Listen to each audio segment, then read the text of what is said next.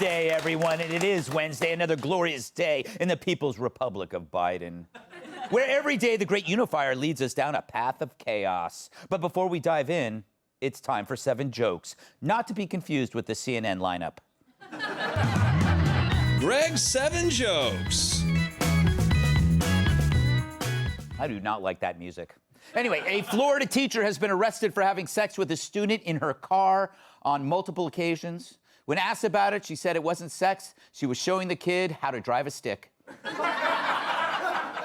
She's been fired, although there's a school-wide petition demanding she still teach driver's ed. That's 2. Katie Couric is getting called a misogynist for her new memoir in which she trashes other women and glosses over a connection to perverts like Matt Lauer and Jeffrey Epstein. Defenders say that's unfair and point out to her charity work for the Ted Bundy Foundation.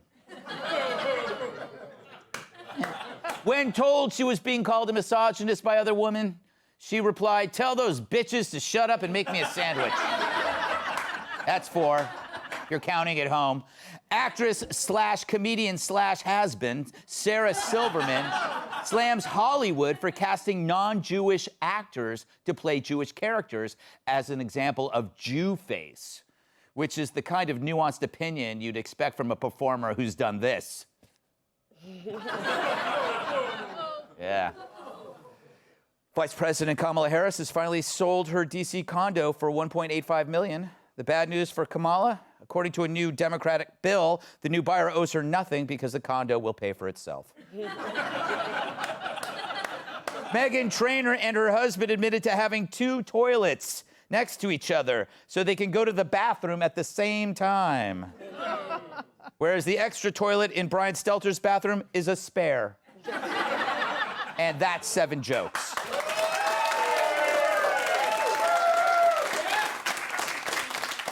I give it 4 out of 7, maybe 3. All right, so what happened to all those progressive women who once cared about women, especially women in power? Well, it all goes away if you aren't their kind of woman.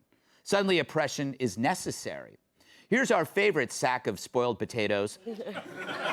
Joy Behar explaining that activists had to go into the bathroom to confront Senator Sinema.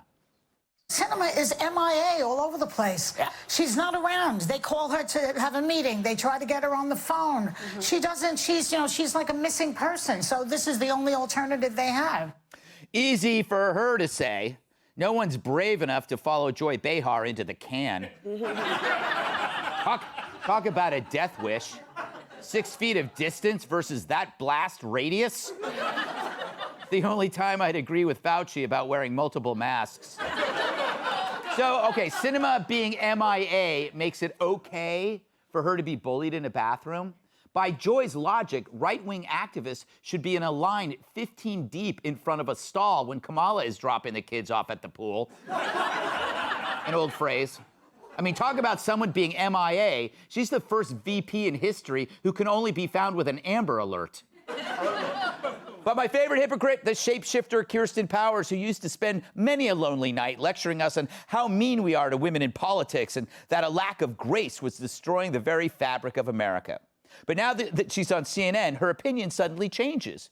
It's amazing what $300 a week and free hair and makeup will do. I don't know if that's the case. She claims that she was flabbergasted that people were upset over bullies chasing Sinema into the stall. And her reasoning was if Sinema didn't want them to follow her into the bathroom, she shouldn't have gone into the bathroom.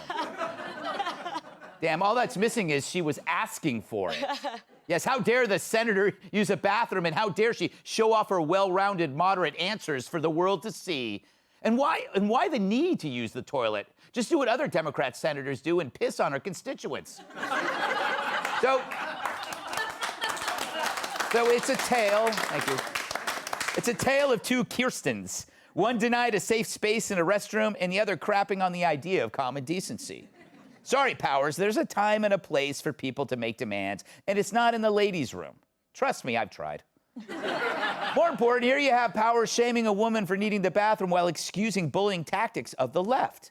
This from a woman who once said, quote, "In our pugilistic take-no-prisoners era, preaching grace toward those on the other side of the political fence is decidedly counterculture." Yeah, that's one of Powers' quotes about grace.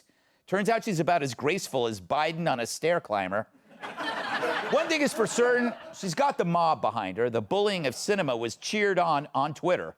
But you'd think those who preach grace would challenge the mob rather than handing them the pitchforks. That's hardly Christ-like. But once politics poisons minds, you have idiots justifying all sorts of extremism. It's a spectrum from confronting people at dinner to physically attacking them. We called it Antifa, but they called it an idea. Meanwhile, angry moms and dads are treated like they're placing IEDs in the faculty parking lot. The double standard is as palpable as the stench in a Capitol Hill men's room. Take Kelly Paul, wife of Rand Paul, writing, quote, "A mob held us hostage for 10 minutes, spitting on us and threatening to kill us. No charges. Fake anthrax and death threats sent to our home. No charges. Now just learned the person who called Rand's Senate office threatening to shoot us will not be charged." I wonder if Kyrsten Powers thinks she had it coming. Hey, if you didn't want to be threatened with death, maybe just stay out of the limelight. You know, return to the kitchen, keep your mouth shut. It's so very Taliban. It's amazing how much the female left have in common with those lady haters. And I'm not even talking about their sandals or beards. They both share the delight in coercion as a means to silence uppity women. The Taliban will stone a woman for showing an inch of ankle. The left will berate a politically moderate woman for showing an ounce of gumption. If there were any more Taliban, Biden would be sending them weapons. Let's welcome tonight's guest. Her parents came this close to naming her BMW. American Conservative Union Foundation Senior Fellow Mercedes Slap. He grew up on a raisin farm, and tonight he's raising our IQs. Senior Fellow at the Hoover Institution and author of the great new book, The Dying Citizen, Victor Davis Hanson. He's like a discount martini, dry and full of cheap gin. WesternRazor.com owner, David Angelo. When she gives blood, it's served on the rocks with a salted rim. Fox News contributor Kat Tim. All right, before I get to you, Victor, I got to get something out of the way here. Dave, when you were last on the show, you were the spokesman for this razor company, and now you've kind of like worked your way up the ladder. Now you're the owner in like a couple of weeks. So I'm beginning to think that this isn't a company. This is you with a P.O. box. Well, we do have a P.O. box. We get so much fan mail from satisfied customers who visit westernrazor.com that we just had to expand capacity. Thank you for pointing that out. You couldn't hire somebody else to be the owner, and you're the owner and spokesman. It's just you and one razor. You only have one razor. No, there's many razors, and they're all available now at westernrazor.com. Greg, I appreciate you challenging. This is the caliber of guests that I get, even at leading late night. Thank God, Victor, you're here to save us from this evil man. So we're seeing this weird trend where we are decriminalizing crime and criminalizing basic citizens or basic decency. You have been talking about this and writing about this for years. What is going on?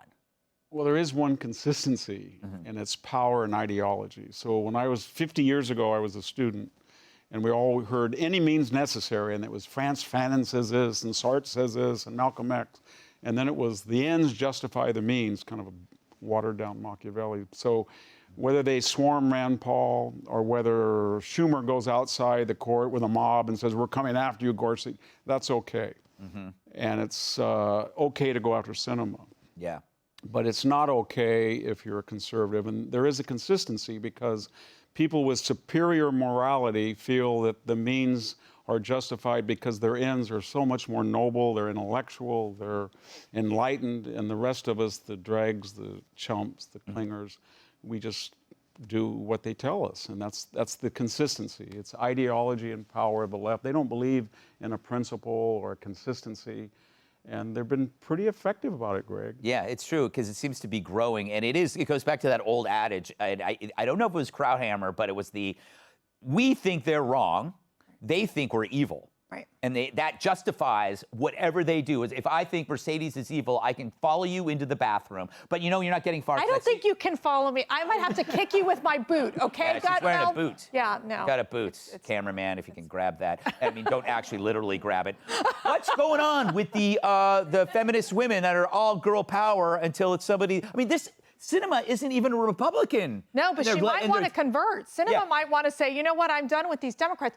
It's appalling that not only the Democrat women won't support Sinema in this case, and that they allow for this bullying behavior. Mind you, they criticized Donald Trump for bullying behavior, yet they themselves are adopting this bullying behavior. And wasn't Joe Biden supposed to come in and bring decency and morality back to the White House? And he's allowing for this to occur and not defending Sinema? I think it's been an outrage. He's building bullies better. Ooh, I like that. That just came to me.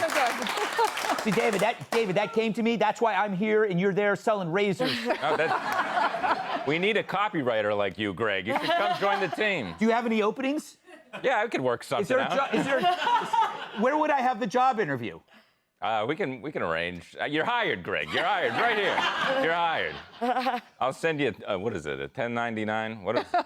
Who cares at this point? It's off the books. It's off the, just under the table. Yes, I get paid for every razor you sell. All right. Do you have a thought on this topic? I'm sure you do. You're a smart guy. Yes. Well, you know, I saw the video of Sinema in the bathroom and, you know, this big confrontation. But actually, it was good that happened because, you know, Sinema, she's angered the Democrats. And that was the bathroom that Hillary chose to assassinate her in. and thankfully, they brought the camera and she didn't have an opportunity. Saved her. Hillary was in the next stall with a piano wire. She was just like, oh, ruined. Saved her life. That's interesting. You know, no one's talked about that. That activist saved Kyrsten Sinema's life. That's the thing. We always gotta look for the other angles. Yes. And like the angles on a face, need a really good shaver. Thank you, Greg. I appreciate it. That's why you're our #1 copywriter. Yes, I have a hard time with my Adam's apple. I always get that little extra. I can't get rid of it. I don't know what to do. I'm considering a total gender change. Cat.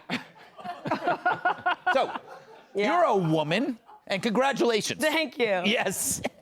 Thank you. I am. Yes. Where are you when you see people like Kyrsten or Joy saying that it's okay to treat certain women this way, but you better not do it to me, obviously. Right. I mean, the Jezebel article about it was so interesting because it's okay to bully, you know, Kyrsten Sinema in the bathroom. I researched this, okay? No. I did some research. I typed in street harassment catcalling into Jezebel.com. There's like 170 articles about how bad it is for people to comment on your body when you're walking. Yeah. You would think that they would also think it's bad for people to comment on your character while you're pooping. Yes. Like, you think those would go together, but you'd be wrong. I know.